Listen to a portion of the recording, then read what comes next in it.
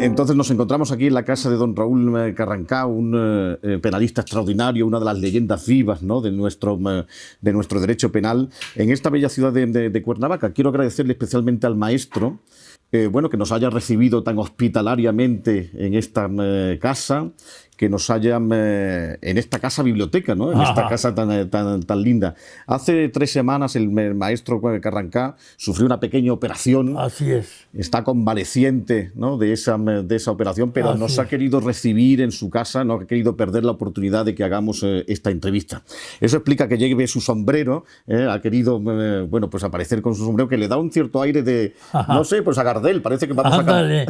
Sí, porque fue Miguel en la cabeza, hubo ahí, que quitaron un tumorcito. Un pequeño tumorcito, pero estás muy bien. Va recuperándome todo. Bueno, estupendo, perfecto, ¿no? Bueno, queremos hacer esta entrevista, hoy es lunes 28 de agosto del año 2023, la semana que viene, lunes 28, el martes de la semana que viene, cumple don Raúl 93 años. Así es. Celebra sus primeros 93 años. Y queremos hacer, bueno, pues encontrándonos en esta atalaya ya de una edad venerable, pues una conversación para poder, bueno, para poderla publicar en un libro de entrevistas junto a otros ilustres penalistas bueno, pues de todo el mundo, ¿no?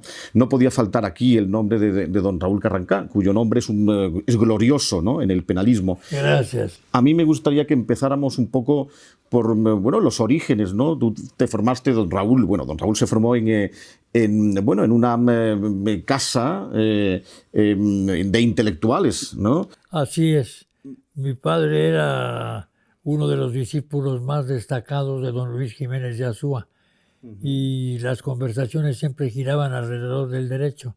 Si cabe el término, era una especie de clase permanente, no dicha en el tono catedralicio en que suele entenderse esto, sino el ambiente, el aroma. Mi madre era española, nacida en Cataluña, y también se había formado en un ambiente muy especial. 2 de sus hermanos fueron pertenecieron al movimiento literario ultraísta. Los Rivas Paredes. Exactamente, al cual perteneció Borges.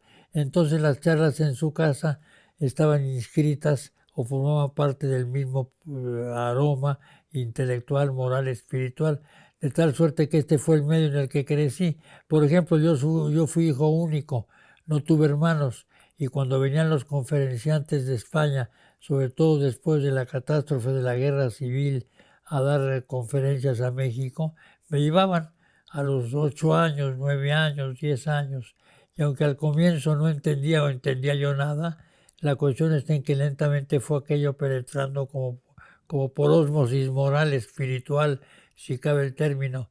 O sea, fue un ambiente el que me formó, si cabe el término, resumiendo en pocas palabras. Don Raúl, su madre era de Cataluña, de Barcelona. Nació en Barcelona.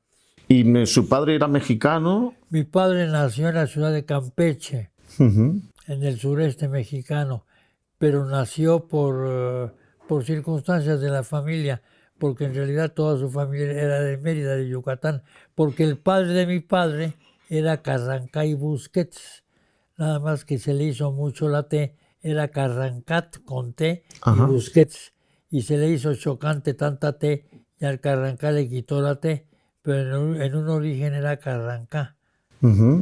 Esa es Y tengo entendido que su padre fue a España siendo muy joven, hizo la tesis doctoral entonces en la Universidad Central. ¿Fue allí donde conoció a su madre? Allí se conocieron, exactamente, siendo estudiante de Derecho. Fueron varios estudiantes mexicanos muy destacados. En medicina mi padre, en pintura un maestro de la pintura que es puesto en Nueva York, gente muy notable, Santos Balmori, uno de cuyos cuadros aquí tenemos, y así distintas gentes, y fueron enviados por la colonia española a raíz de que fallece mi abuelo, y ahí pues se encuentra un ambiente, un aroma muy particular que lo va formando también en el sentido que señalo. Yo también he investigado un poco sobre los estudios literarios, esos movimientos literarios a los que se refirió usted antes, del ultraísmo, que tiene que ver también con Sevilla, con mi ciudad. Hay una revista llamada Grecia, donde publicó sus primeros poemas Borges. Ah, caray. Y que publicó además también el manifiesto del movimiento ultraísta, y está firmado en efecto por los hermanos Rivas Panedas. Así es, sí. Hermanos de mi madre, y muy destacados en la... Mi tío José, no Humberto, sino José, formó parte del movimiento antifranquista y estuvo 2 o 3 veces pues destinado a ser fusilado, y estaba en su celda y le decían: José Rivas, salga al patio, y recogía sus cositas, ropa, esto, aquí. No lleve nada para lo que le va a servir. Entonces fueron constantes sustos muy graves. A la mera hora todo era faramalla, si cabe el término, y esto lo fue afectando muy seriamente, al extremo de que se le formó una especie de coágulo en la pierna que tuvo que ser operada, y quedó cojo. Y ya regresó a México, vino a México exiliado con los refugiados de la República en un barco llamado Niasa, que venía don Indalecio Prieto, que llegaron a Veracruz, y ahí ya los fuimos a recibir, muy herido por y claro, con ideas, pues como dirían ellos, el movimiento franquista, rojas, ¿no? Pero en realidad no estaban teñidas de ningún color, salvo el rojo de la pasión, al margen de todo compromiso político. Esto fue lo que yo... Ellos ya, los hermanos Rivas Panedas, sus tíos ya se instalaron en México y aquí vivieron. Exactamente. Humberto se fue a Estados Unidos, donde permaneció una larga temporada. Y José permaneció aquí, pero como enfermo, y lo recibió la FOARE, que era el Frente no sé qué de Refugiados Españoles, y estuvo hospitalizado en un hospital que se llama Español hasta su fallecimiento. Pero allí sí escribía, me acuerdo muy bien, llegó a ver cosas que publicó en México, y llevaba una vida activa, interesante en ese sentido, hasta que vino pues el final. En España, en ese movimiento de la revista Grecia, del joven Borges, del primer Borges, también se vincularon con otro poeta nacido en Salamanca, pero de familia andaluza, que estudió Derecho en Sevilla, que nosotros en la Universidad, la Facultad de Derecho de Sevilla lo tenemos como alumno nuestro, que era Pedro Garfias. Ah, cómo no. Que también se vino a México exiliado y aquí vivió 28 años de Veracruz a Guadalajara, de Ciudad de México a Monterrey, donde murió y donde está enterrado. Murió en Monterrey. Murió en Monterrey. Está enterrado en el Panteón, en el Cementerio del Carmen. Yo he visitado su tumba allí. Ay. Y Garfias, que era un tipo muy interesante, era amigo de su familia, ¿no? De los Rivas Panedas. Sí, pues formaban un grupo muy interesante. Porque el padre de ellos, José Rivas, era dramaturgo. Y entonces en Madrid, en la carrera de San Jerónimo, ahí vivían. Y ahí pues las conversaciones eran sobre literatura, pintura, filosofía, y todo esto pues fue permeando la piel, que es la apariencia, pues, el ambiente, el escudo de apariencia y de ambiente en el que uno vive, de mi madre, de tal suerte que cuando se encuentra con mi padre, pues se entienden admirablemente bien, y va surgiendo el romance. Y este influjo literario, este gusto por lo literario de su familia, no solamente se encuentra en la rama materna, sino también en la rama paterna. Así es. Porque tengo entendido que su padre, gran jurista, gran penalista y magistrado, también hizo sus pinitos literarios, publicó alguna novela. Así es. Publicó una novela llamada Camaradas, que por cierto dedica a nuestro hijo, que fue premiada por el periódico El Universal. Y luego en Madrid, estando ya de estudiante, publicó algún libro que se llama Estampas del Pueblo, donde la dedicatoria es muy tierna, muy dulce, muy aromática. Dice: a Becerril de la Sierra, aroma de jara y tomillo en mis recuerdos. Esta la tengo yo como una joya porque la pureza del idioma, la percepción de la sensibilidad, etc. Y cuando mueren 2 hermanos de él, que murieron con una diferencia de 4 días, algo catastrófico, porque uno muere de cáncer y el otro a los 4 días, que era médico, muere de tifus. Entonces publico un libro que se llama Pretil, que se intitula Prosas intrascendentales, Sí, sí. donde narra pues su dolor en ese caso. Y luego escribió también en el Universal una larga temporada, en el periódico El Universal, y allí, perdón, en el Excelsior, y Excelsior. allí en el Excelsior rejuntamos sus artículos que forman una colección de meditaciones muy serias, al estilo de Azorín, al estilo de los grandes maestros literarios de España, Ortega y Gasset, que muchos de sus trabajos provienen del periódico, de colaboraciones periódicas, y van formando un cuerpo unitario de sensibilidad y de emoción. Esto es lo que yo recuerdo y donde yo me crié. Bueno, no es mal ambiente, no es mal ambiente. Y su padre, don Raúl, el gran profesor don Raúl Carrancay Trujillo, él fue en los años 20 a Madrid y se doctoró allí. Fue, creo que, el primer mexicano penalista que se doctoró en España. Así es. ¿Fue allí donde conoció a don Luis Jiménez de Azúa? Fue su alumno y conoció a Antonio Sacristán, a Mariano Ruiz Funes, no recuerdo si era español o era guatemalteco, a Luis Recasensiches, profesores que fueron compañeros suyos y maestros que luego vinieron a México. Recasen se quedó en México y aquí fue profesor. Pero hubo y Ruiz Funes también. Mariano, que era un formidable orador. Era una gente de esas que lo dejan a uno sorprendido. Fernández Doblado me contaba que le preguntaron en alguna ocasión, maestro, ya lo venimos a recibir, no le fijamos tema porque sabemos de su cultura, de su preparación, hable usted de lo que quiera. No, pues díganme de qué. No, maestro, lo que usted ordene, lo que usted sugiera. No, díganme de qué. Y a alguien se le ocurre un tema X, ¿no?, que parecía muy sofisticado, lo desarrolla de manera brillante. Era un hombre de cultura formidable, Mariano Ruiz Funes, regordete y gente de una capacidad intelectual muy grande. Sí, había sido ministro de Justicia en España antes de la guerra civil, catedrático en la Universidad de Murcia, y después se exilió aquí a México junto a otros, ¿no?, penalistas, muchos de la escuela de don Luis, ¿no? Y Ruiz Funes, en efecto, era un tipo muy interesante. Escribió algunos libritos, un libro, por ejemplo, muy moderno en su época, Protección Penal de la Electricidad. Ah, caray. Sí, y después otro que es un tema que nos une, del que estamos hablando, Derecho y Literatura, que era Ideas Penales de Anatole France. Ah, qué interesante. Sí, eso lo escribió Ruiz Funes en el año 25, 26, que fue un discurso en la Academia de Jurisprudencia. ¿Cómo, don Raúl, su padre fue pionero, digamos, para estudiar en Europa, volver ya doctor, el primer doctor de la Universidad Central de los penalistas, que después iniciaría pues una larga lista de penalistas mexicanos que se doctorarían en España hasta hoy día? Pero después muchos de estos españoles tuvieron que venir, entre ellos sus tíos, Rivas Pineda, tuvieron que venir exiliados.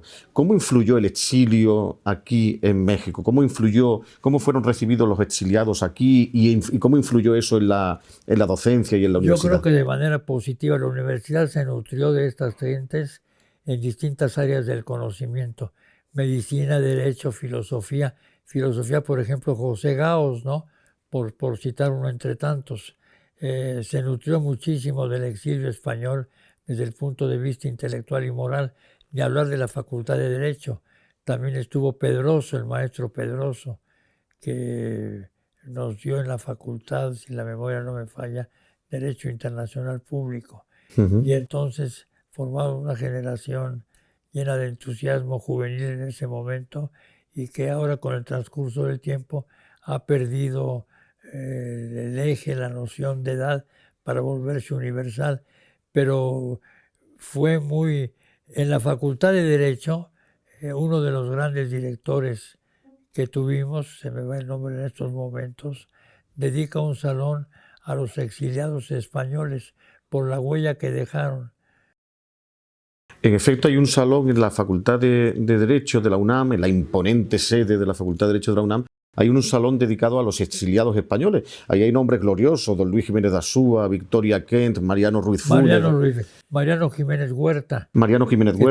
Que se especializó en la parte, ¿cómo se llama?, especial del derecho penal, delitos en particular. Hizo unos manuales muy interesantísimos. Un hombre muy brillante. Cuando mi padre fue con el tiempo magistrado del Tribunal Superior de Justicia y presidente del mismo, lo nombró secretario de Estudio y Cuenta. Y entonces hay anécdotas notables de cómo procedía a escribir Jiménez Huerta, que sin perder el tono jurídico y el rigor jurídico, decía, por ejemplo, en una demanda de amparo, capítulo primero, donde se cuenta y narra la aventura que tuvo al estilo de Don Quijote. Y la aventura era lo que había pasado, ¿no? Que fulano de tal hizo esto, que cometió un delito, que fraude, que robo, pero manteniendo el estilo literario junto con la fortaleza jurídica. Y esto le dio a la facultad un tono del que yo creo que carecía. El exilio español le vino a dar el tono literario, artístico, humanista, que desde entonces no ha perdido y que se ha conservado con el transcurso del tiempo a través de grandes profesores. Por ejemplo, García Ramírez, por decir, quien escribe admirablemente bien derecho y literatura. Hubo también otro maestro español que también se exilió pues, a este continente y vivió largos años en México, que era don Constancio Bernaldo de Quirós. Ah, cómo no. ¿También lo trató usted? Sí. Lo traté mucho, él fue miembro de mi jurado profesional y recuerdo un libro de él que se llama Los 7 niños de Écija. Los 7 niños de Écija. Sobre el bandolerismo. Por el bandolerismo. Un libro que se ha vuelto clásico en la materia en México. Fue un hombre notable, destacadísimo y que influyó mucho en todos nosotros. Don Raúl, ¿quiénes fueron sus maestros? Me imagino que tenía el maestro en casa, su padre, pero también otros maestros influirían en su formación, ¿no? Pues amigos de mi padre, compañeros suyos de España, que fueron llegando y a los que yo escuchaba desde muy joven y que fueron de alguna manera dejando una huella muy importante en mi formación. Recordando, bueno, el influjo que ejercieron los maestros exiliados españoles en la Facultad de Derecho de la UNAM. Recasens, Alcalá Zamora, Jiménez Huerta, don Luis Jiménez de Asúa, Ruiz Funes, todos esos, y después los filósofos, José Gaos, Xirau, etcétera, etcétera. ¿También se relacionó usted con los escritores exiliados, con Moreno Villa, con Emilio Prados, con Luis Cernuda? Claro que sí. Con Garfias. Lo que dice usted pone de relieve, por ejemplo, recuerdo lo citó usted hace un momento, cuyo padre fue presidente de la República. Alcalá Zamora. Alcalá Zamora, que tiene un libro que se llama, que tiene que ver sobre estampas literarias en la literatura. Estampas procesales en la literatura. Procesales en la literatura española, donde habla de los hijos del Cid, de las hijas del Cid y de Don Quijote, y todo eso le fue dando un tono muy especial que influyó de manera decisiva en todos nosotros, del que carecía la facultad. Y entonces esto es importante porque es uno de los puntos sobresalientes del exilio español. Creo que toda proporción guardada lo mismo pasó en otras facultades, pero en la nuestra es notable por la importancia de la literatura en el derecho. El derecho y la palabra, no se había analizado la prohibición toda íntegra y total de la palabra jurídica impregnada del tono oratorio, verbal y retórico, tiene otro aspecto. Nos recuerda Calamandrei, ¿no? En el elogio de los jueces escrito por un abogado, donde le da a la palabra tal la importancia y trascendencia que engalana el derecho, lo profundiza y lo hace deslizarse sobre la corriente de las emociones más limpias, trascendentes, encontrando rincones ocultos que antes no se veían, pero que allí estaban, como que despierta. Estábamos como adormecidos por el formalismo jurídico y llega esta generación y nos despierta y nos sacude a toda nuestra generación, la cual transmitió a otras generaciones posteriores hasta la fecha, pues ese toque que ahí está, del que hablaba Serrano Migallón, que es el que puso la placa que dice a los refugiados españoles en la Facultad de Derecho de la UNAM. Él mismo es hijo de exiliado también, ¿no? Fernando Serrano. Fernando Serrano Migallón. que es miembro de la Academia Mexicana de la Lengua. De la lengua. Don Raúl, y usted ha compatibilizado de manera admirable no solamente la vinculación entre el derecho y la literatura, sino también la propia literatura. Creo que su primer libro era un libro de cuentos, ¿no? Sobre Mazatlán. Así es, exactamente. Tiene usted la razón. Uno que se llamó El Mundo al Revés. El Mundo al Revés. Donde, pues todo esto se influye al extremo de que, siguiendo el tono del maestro Alcalá Zamora, cuando entro en la Academia de Ciencias Penales, que me contesta Luis Fernández Obrado, presento mi trabajo siguiendo la inspiración de Niceto Alcalá Zamora. Sobre Don Juan, ¿no? Sobre Don Juan a la luz del derecho penal.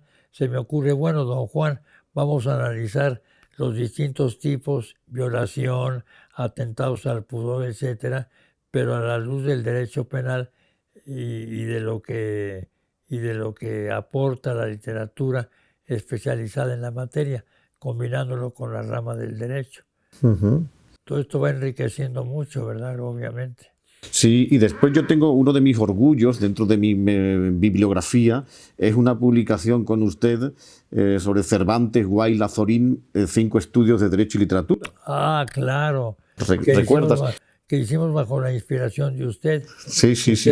Sí, porque formábamos un grupo tan entusiasta por estas cosas que se nos ocurrió decir, inspirados por todo lo que estamos comentando, bueno, vamos a ver cuál era la comida preferida de Don Quijote, cuáles eran sus platillos preferidos, buscando en Don Quijote el tono en medio de la grandeza literaria, moral y hasta jurídica que confunde, entre comillas, los gigantes, los molinos con gigantes, dándole el tono literario y jurídico de fondo. Buscábamos una trayectoria que fuera por este camino. Así es. Sí, un bello libro, ¿no? Que estudiamos esa vinculación entre el derecho y la literatura con estos nombres gloriosos, ¿no? Uno de sus estudios más celebrados es precisamente ese estudio de las experiencias carcelarias de Oscar Wilde. Así es. La balada de la cárcel de Reading. El hombre y la cárcel. Exactamente, sí. Porque el derecho penitenciario, esto es fundamental, le quitó al derecho penitenciario, o pretendimos que se le quitara, el toque de frialdad, de objetividad excesiva, para darle la respiración y la inspiración arterial de todo esto que estamos narrando.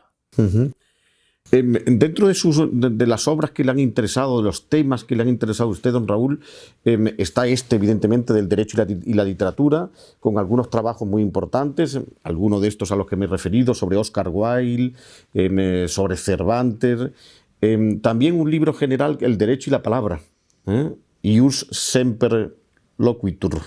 El derecho siempre habla.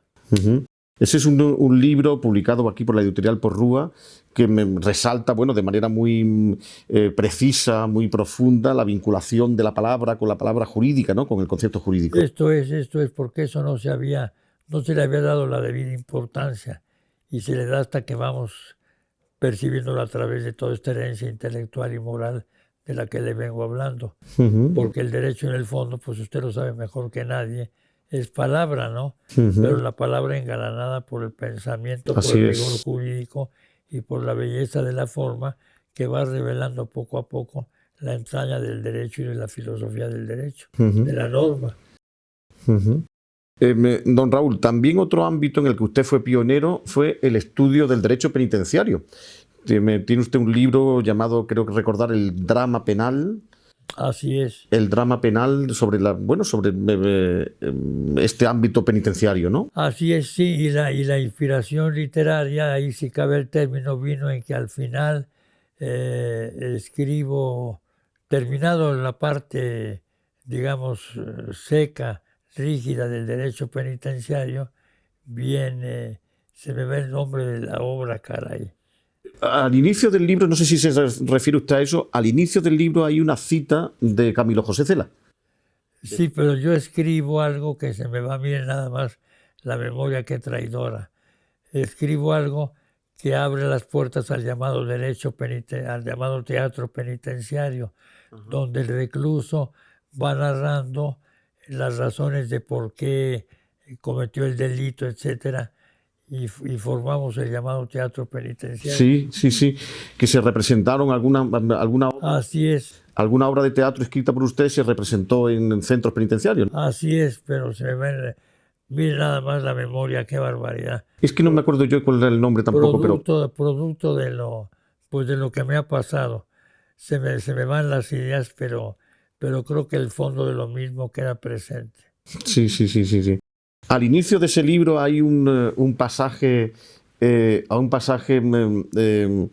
parece que de judíos, moros y cristianos, la obra de Camilo José Cela, Camilo José Cela. que creo que usted lo admira mucho, ¿no?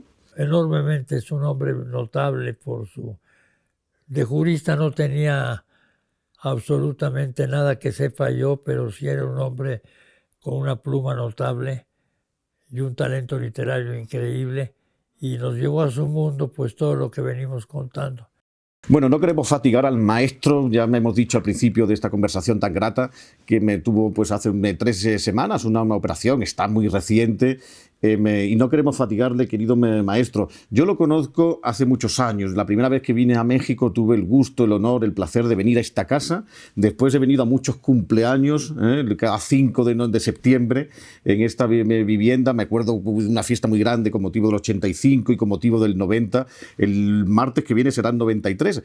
Entonces no queremos fatigar al maestro, queremos agradecerle, querido Raúl, queremos agradecerte, bueno, pues que nos hayas recibido en esta casa, que te hayamos molestado, que te hayamos sacado casi de la cama, pues para tener esta conversación, para recordar a los viejos maestros, a tu padre, uno de los grandes penalistas, a estos exiliados que tanto te influyeron, tu vocación literaria y jurídica, ¿no? Tus primeros libros literarios y tus libros jurídicos, y es un placer, bueno, pues que tener pues estos minutos de recuerdo y de encuentro contigo. Muchas gracias, Raúl.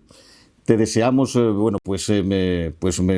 mucha salud, mucha felicidad y es un placer encontrarnos contigo. No, las gracias las doy yo. Pido una disculpa, pero pues lo acabas de explicar perfectamente bien. Te agradezco profundamente y que quede esto como un acto de buena voluntad que deja una huella y un testimonio de todo lo que has dicho y exaltado a nivel de humanismo literario, para tratar de establecer un puente de unión entre el derecho y todas esas corrientes de las que hemos hablado.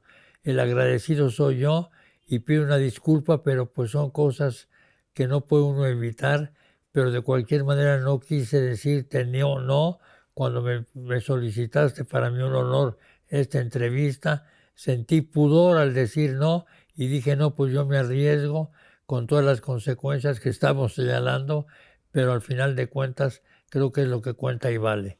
Muchas gracias, Miguel. Muchas gracias, maestro. Un abrazo entrañable, con todo el cariño, respeto, admiración, devoción para ti, tu estirpe, que es una estirpe tan importante y tan gloriosa en el derecho en España.